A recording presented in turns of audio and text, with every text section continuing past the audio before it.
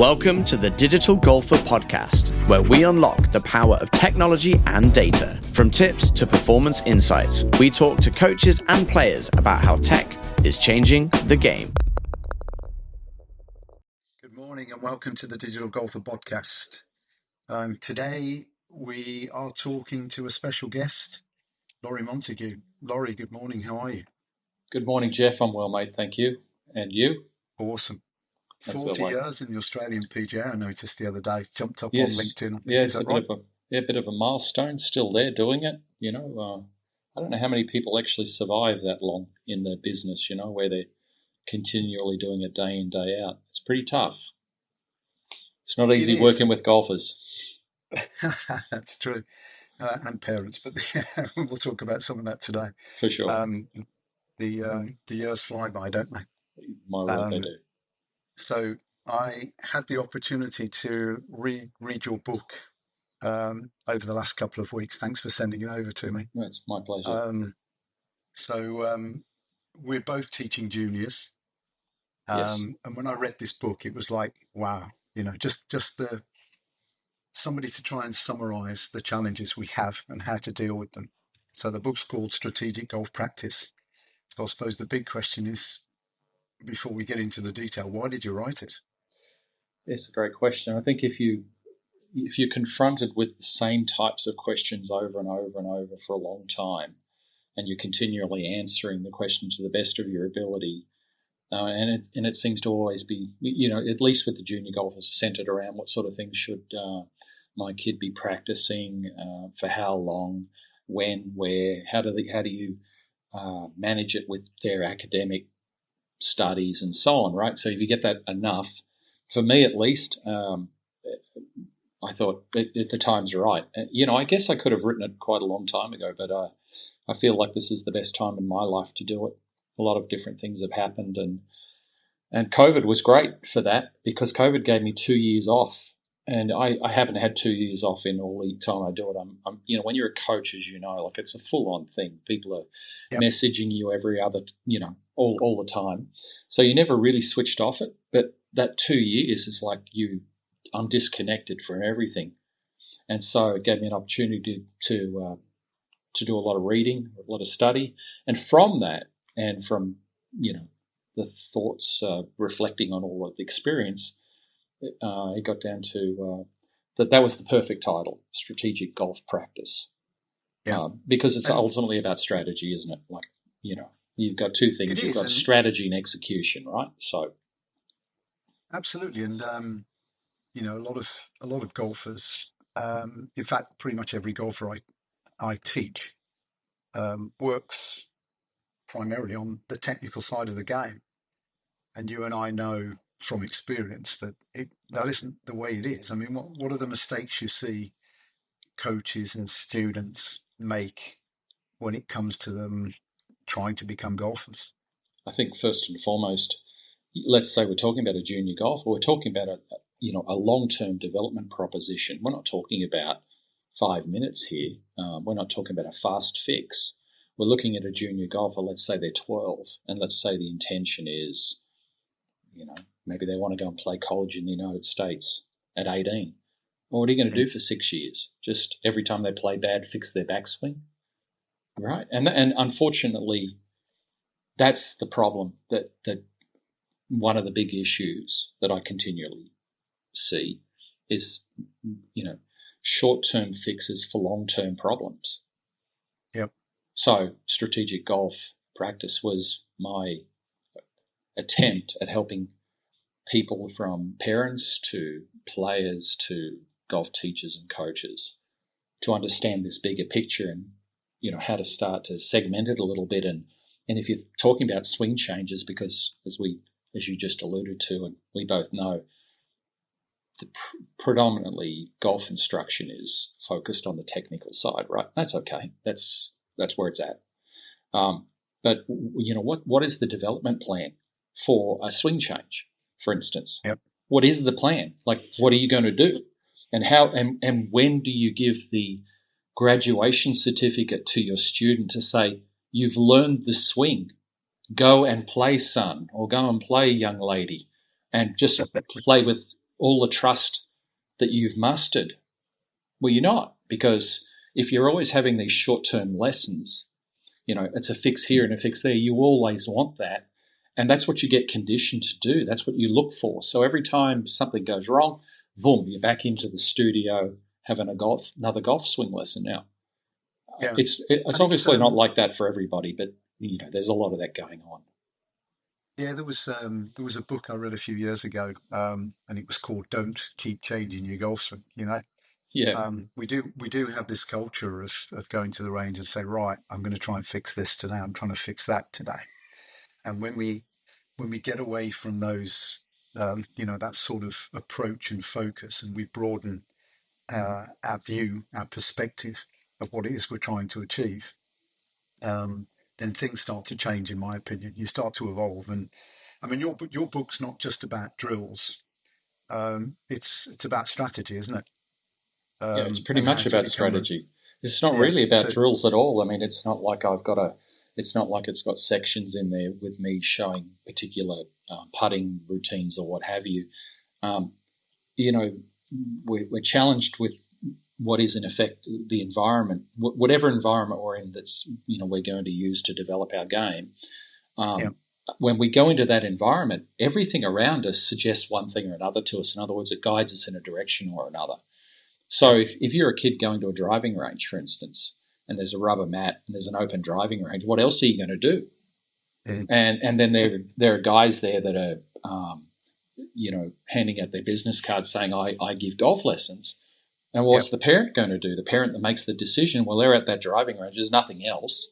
There's that. Maybe there's a little chipping green over there somewhere and a putting green, but for the most part, it's mostly about that driving range. So there lies the problem to begin with, because, in all other sports, Jeff, pretty much, if you think about a lot of sports, they play where they train.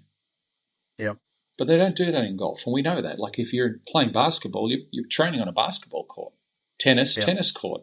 Rugby field, rugby pitch, right? Playing rugby, training on the rugby pitch. Golf, training on a driving range. So most people are. For sure, so the golf swing stuff is just part of that environment. So in terms of strategy, we have to broaden our perspective a little bit and say, right, what does this whole game consist of? Where do I work? What's important? And then we have to build something way more holistic. For the individual. Well, I think if the context is junior golf and in my case, I'm talking about that, like that book was written for a more serious junior golfer, someone who is putting a bit of time into it, wants to be better at it, possibly entertains the idea of being a fairly competitive golfer.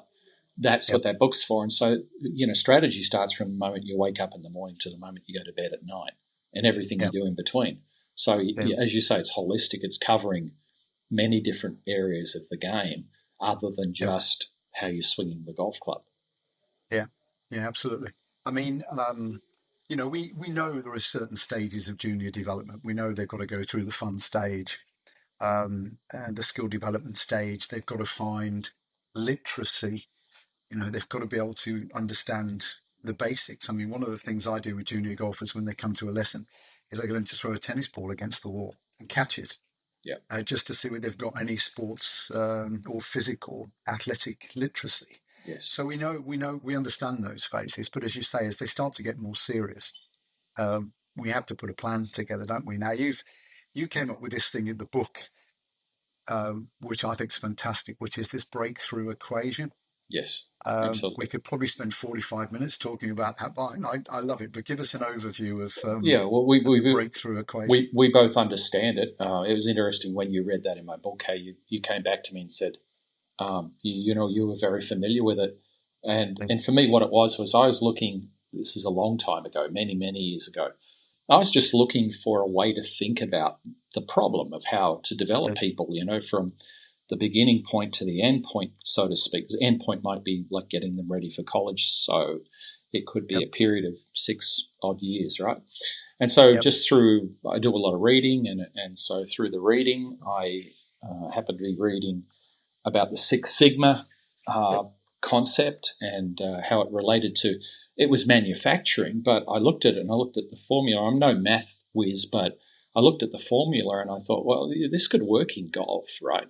Because we're always looking at our outcomes. Like, what is it that we're looking for, whether it's to play well in a tournament or swing the club better or chip the ball closer to the hole or whatever it happens to be. So there's this outcome, this Y, if you will, in the equation.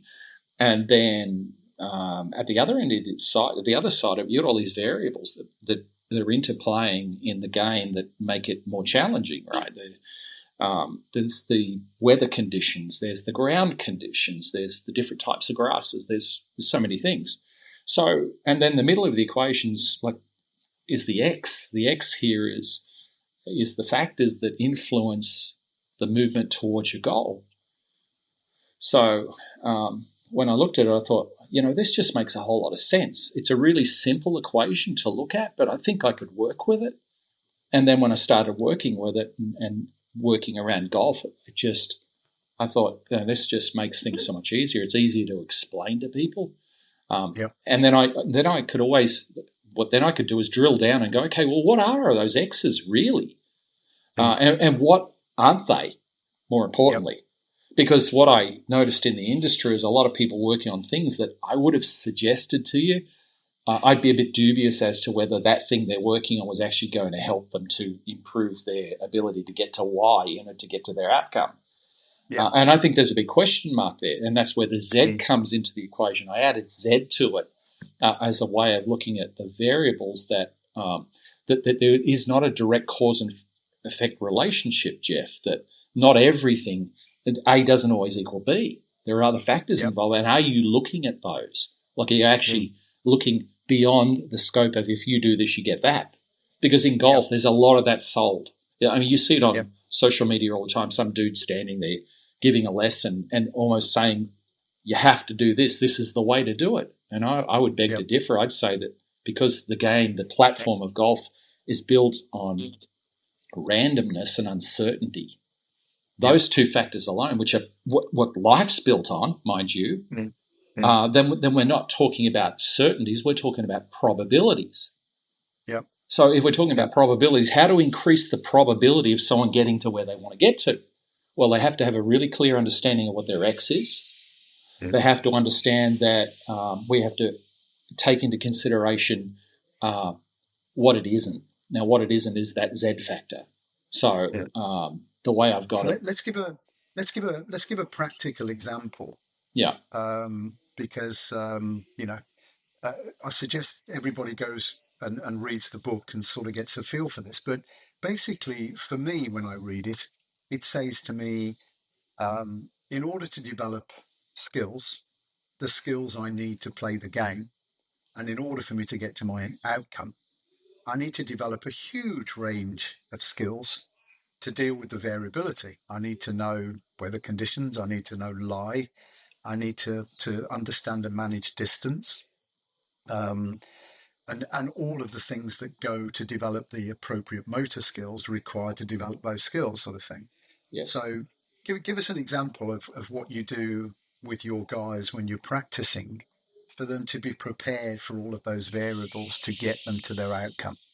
Okay, so first and foremost, I have a great relationship with the greenkeeper at our facility, and we have a private facility, so it's not open to the public. So when you're a member of our program, you have a private facility to work at it's got a 900 square metre short game area, green, bunkers and so on, and then a very, got a 60 metre, 70 metre wide grass tee. And every week I get the pins moved into tournament positions. So which means that instead of the pins being in the middle of greens, they're actually on the edges of greens. And then we grow the rough anything from 6 to 8 inches, from anything from 2 inches to 8 inches long. And so when our guys are training, they're training from a different place every single time they play a shot. And those places there are 7 different skills that they're working on: chipping, pitching, lob shots, approach, short approach shots, shots from bunkers, shots from the rough, and then trouble shots. Trouble shots could be a flip the club over, play it left-handed, or play it from under a tree, or what have you. So 7 different skills, but you play them So you play chip first and pitch and so on, and they're always from different places. And so, and then we track and measure what they've done. So the results are, so they're not just playing the shot.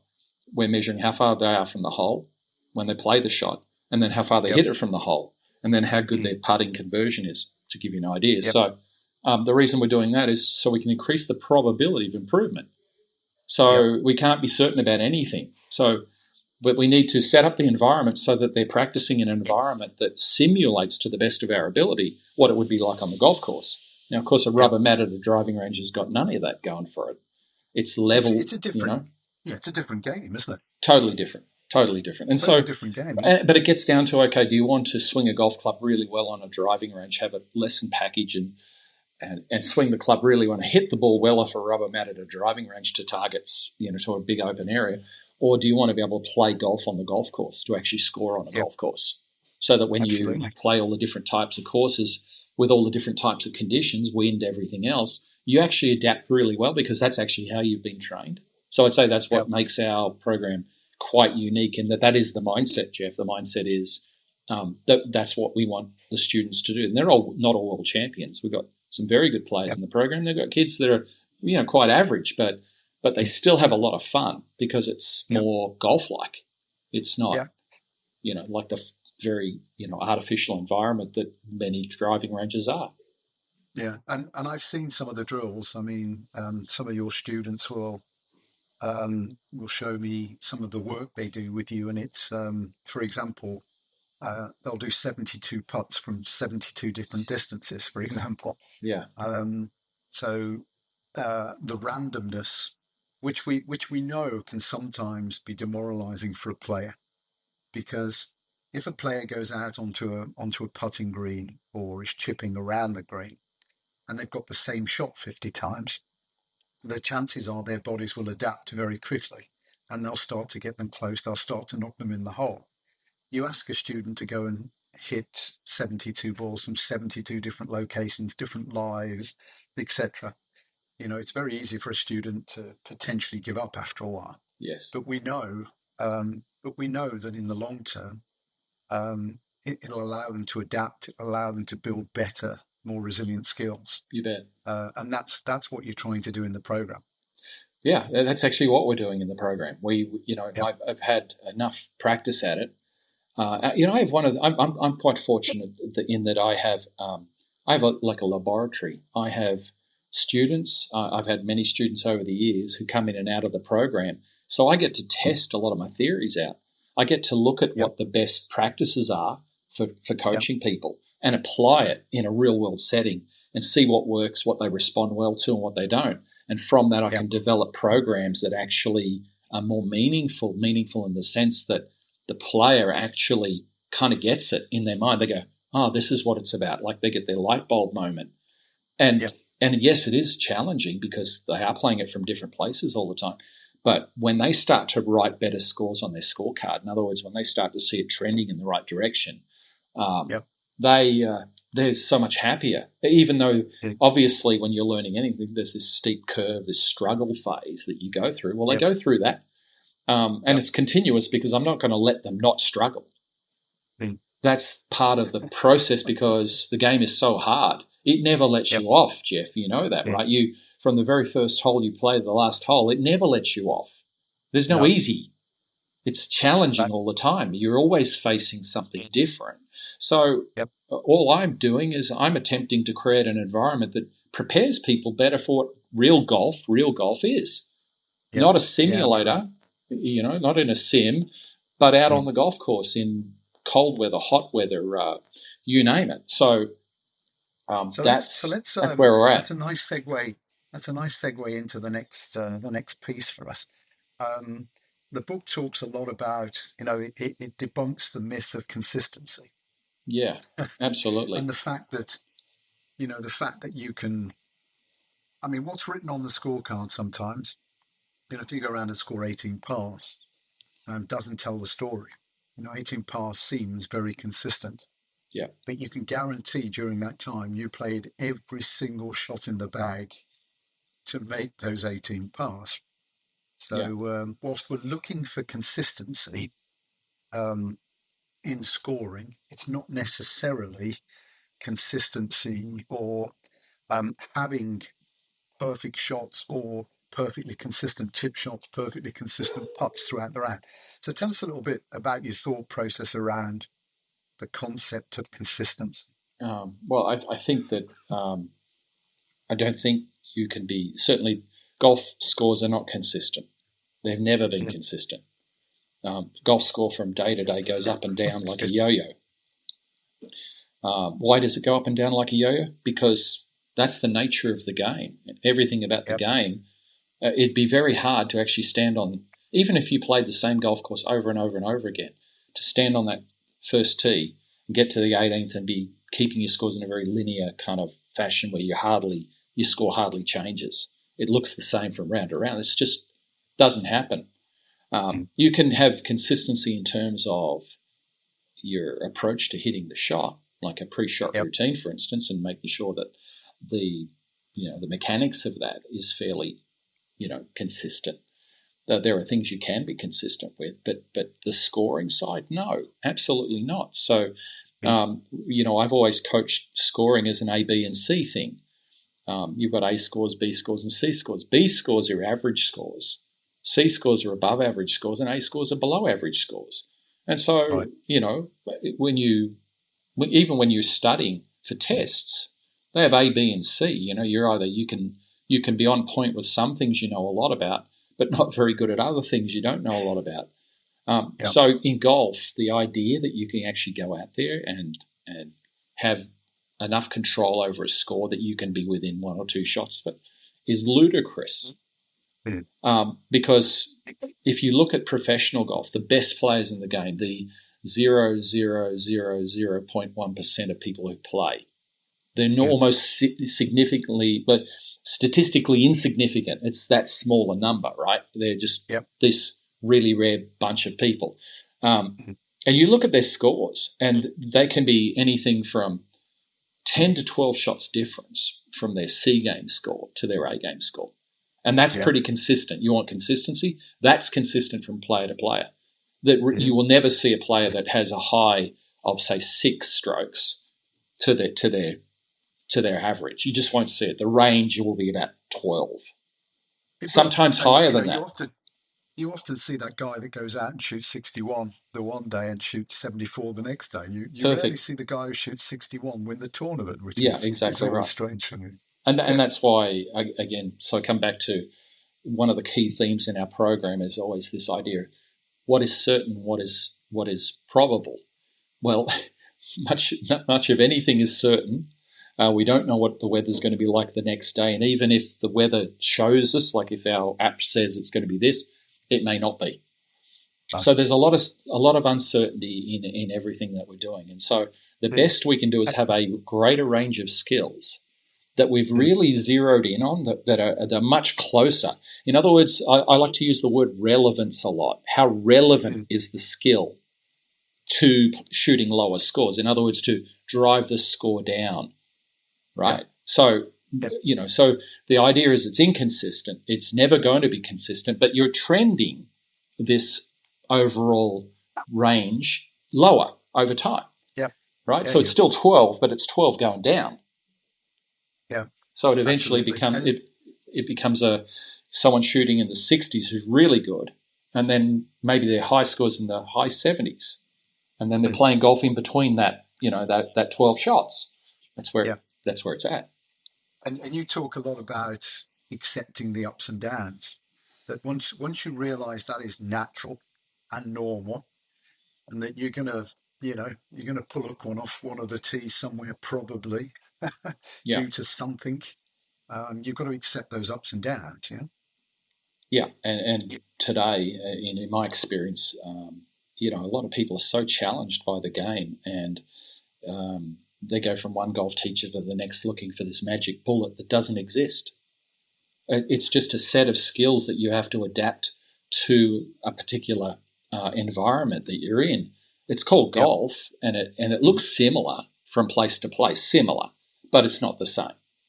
Right. And so how quickly can you adapt to those conditions really is what sets the very good players apart from those that want to be, how quickly they can adapt to the greens, to the bunkers, the texture of the bunkers, to the type of pitch shots they're playing off the turf or out of the rough, right, versus someone else. Well, here in Asia, as you know, the conditions are when you've got a tropical climate, the conditions that they build golf courses is very different to what it's like where you are right now. Very different. So, if I was working with someone from where we are in Jakarta, and they were going to come and play British Am or play some of the events in the UK, I would want to be there a month before the tournament.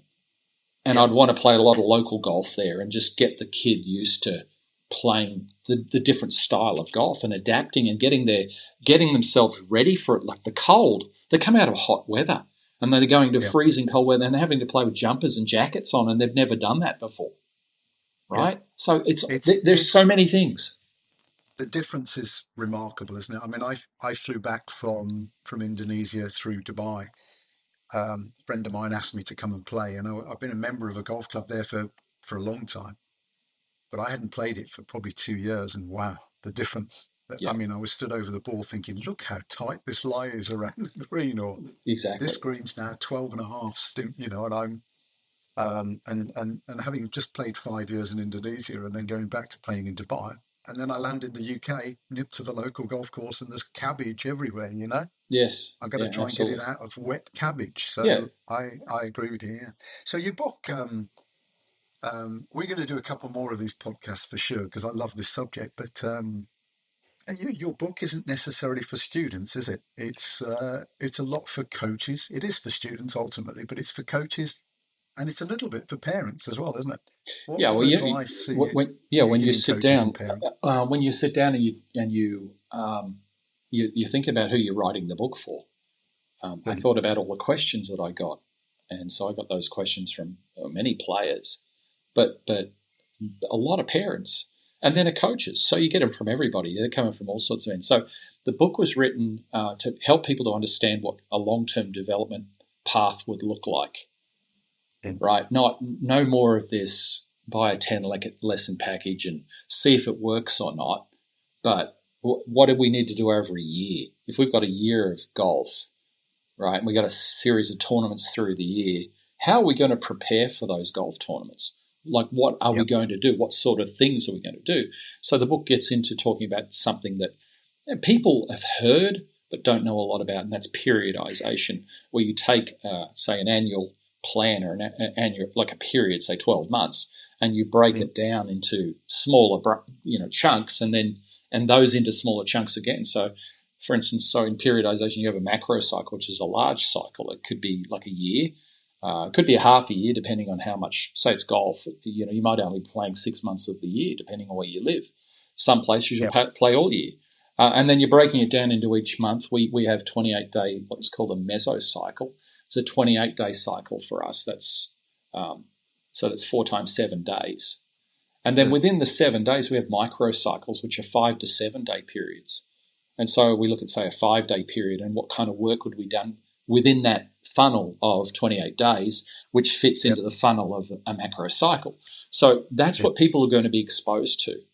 When people contact me, because I have done since 1999, I do a lot of online coaching and coaching consulting, if you will. And now I can say to them, before we even discuss whether we're going to work together, buy my book and read my book, and then, and it makes it so much easier for me because, I always do a session where I'll say 30 minutes, 40 minutes and meet someone online to have a conversation. And it's just hard to explain all this stuff to people because the types of questions they ask pretty much all the time. And so I say, look, it's better if you get my book and read my book. And then if you then decide that you like what you're hearing and you want to go in that direction, I can help you. So that's kind of how it came about, nearly 30 years of doing online coaching. So not just standing on, golf facilities doing it, but online people contacting me and wanting advice on how to help them. So that's kind of what it was about. So it's basically, I mean, the thing that gets me is, people come and we to the lessons, to the academies, we get an hour and a half of instruction, and the kid says, I want to hit the driver, I want to hit the driver. you know, um, when they're younger and they're having fun, it's great. Let them grip it and rip it, you know. But when they get to that stage, when they're, they have ambition, 12, 13, 14, and the parents are pushing them to go in the right direction. If they've just hit balls for all of that time, it's very difficult to get them out of that mindset. And to say to them, listen, you need a plan. And a lot of that plan is around the short game area. A lot of it is adding adversity to your practice. A lot of it is being out on the course and coming across challenges and figuring out how to deal with them, etc. And then it's doing the right things at the right time to get to the outcome, whether that's a tournament or it's just generally improving. So the periodization that you introduced me to a couple of years ago with some of your content, I think is a great way of getting people to say, right, let's do some proper planning here. Let's look at the phases you have to go through. Let's look at the elements. Let's look at the drills that we have to develop, and that's what your academy does that? Yeah, it's all about that. I mean, I'm not just writing about it. I'm actually doing it, and it's challenging because I have students, a great range of different students, and so over a period of time, I have to almost corral them into a way of thinking, Jeff. So I can't just put them straight into this type of program because, I'm not even sure whether they're going to stick to it. Yep. Because a lot of the kids come from very comfortable backgrounds, and Yep. when you push them a little bit hard, you get a lot of pushback. They don't like it. Now the Yep. Asian kids won't say much about it, but they just won't come back. That's right. So I've got a good group of kids now that I'm working with, and we're able to put our KPIs in place. In other words, we can put our goals in place that our targeted goals, and we start to look at the different phases of development. But it's not an easy thing to do. But if you're a parent with a child and you want to help to maximize the potential of that child to optimize their abilities, then it's a great way to do it.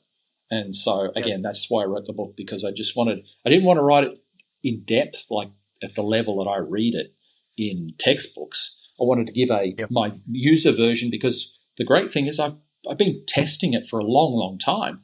So the version that we've got in the book is a much more manageable type of program to what, say, an Olympic coach would be with an athlete would be doing it at. That's just a way, way different level. In golf, man, just to get someone on a bit of a plan, Jeff, and rather than the no plan, is that in itself is something special, because there's hardly anybody on a plan. I'm 100% behind you, and you and I are doing some work at the moment with this app Perform 72 to try and find a way of automating and structuring those plans for the player. It's needed. And to make it a little bit more interesting and bring it into the 21st century so that they can see their progress and they can build good habits and those sorts of things. So we'll try. Let's see whether we can make plans a little bit more normal, a little bit more acceptable, and cover all the elements of the game. I think that's what we're trying to do. As much as possible, yeah. I mean, right now, we've had conversations about this right now, like there are so many stat apps out there. Okay, so getting a stat app is easy. But at the end of the day, do you know what it means? Do you know what the data means? Are you able, have you, taken analytics courses at university or in high school to understand how to, take that information and extrapolate the data from it and work out what is important, what isn't? No, most people don't. So they have the app and they don't use it. They plug the numbers in and they look at it, and maybe they send it to their coaches and it says, you hit 8 greens and you hit, 11 fairways and you got it up and down, 43% of the time, etc. But how do you translate all of that into a plan? Well, right there is the biggest challenge in golf right now that no one's talking about. Yeah. You heard it first. I'm with you 100%. You know the way I think as well, and it's the people come away with those stats, as you say, from all of those apps, but none of them are managing the process from one end to the other. They don't know how None of to. them are managing. Yeah, none of them have a plan. And the other thing is, to be fair, is that coaches generally don't get access to that content, or if they do, it's very sporadic, and it's very difficult to interpret data that's stuck in front of you on a phone in a lesson, from a data collection app that the student is using, Yeah, because generally there are lots of different apps. You view them in different ways, et cetera, et cetera. And the other big thing is, which we'll talk about in another session, I think, is around the use of strokes gained. Strokes gained is a great solution. Somebody trying to fix this problem of getting a reference point for golfers. yeah, But the thing, strokes gained is not perfect, and really what we try and promote is compare yourself to yourself. yeah. Stop That's control, stop perfect. stop jumping in and comparing yourself to a strokes gained index, Yeah, which seems to be dominating the industry. 100%. Well, but If you're that's an what elite happens. player, perhaps. Yep. The industry goes with the flow, and it goes where big Yep. marketing takes it. Big marketing here Yep. is if they're mentioning it on a PGA Tour telecast, that's big time. So whatever's said, like Absolutely. Yeah. aim point or strokes gained or this particular driver and what have you, and that's what's influencing the masses.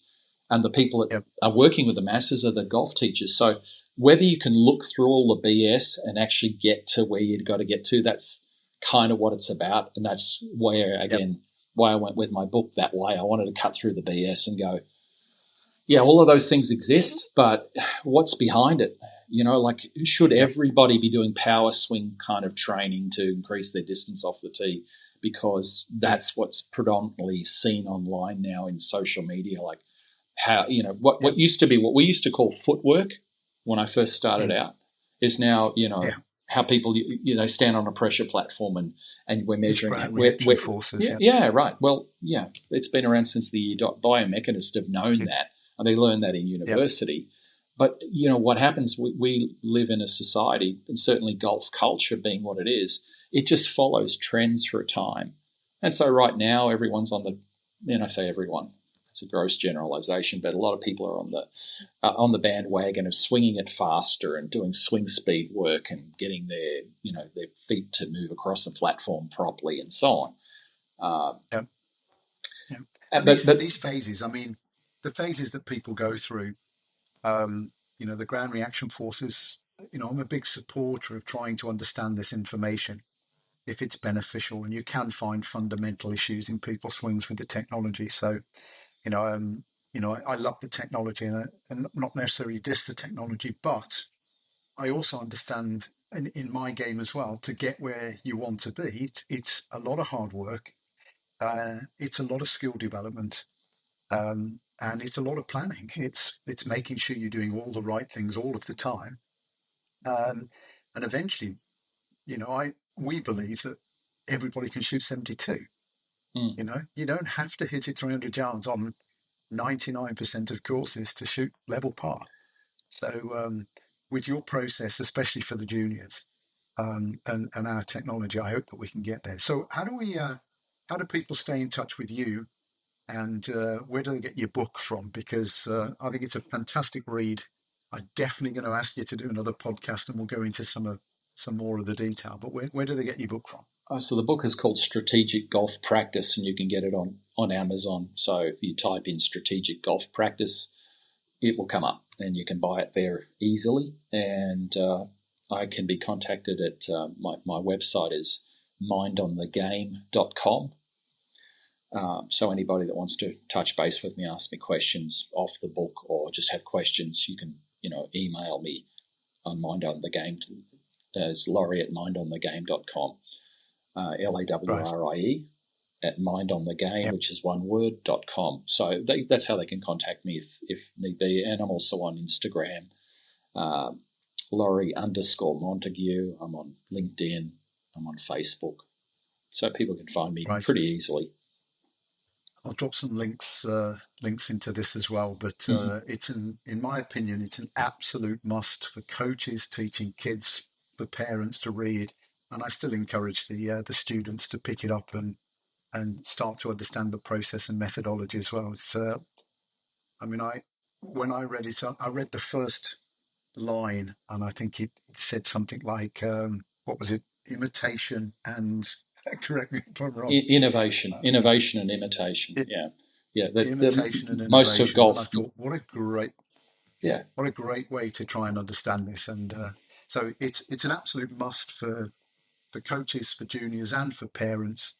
And we'll come back and talk about some other subjects going forward. Sorry, thanks so much for your time.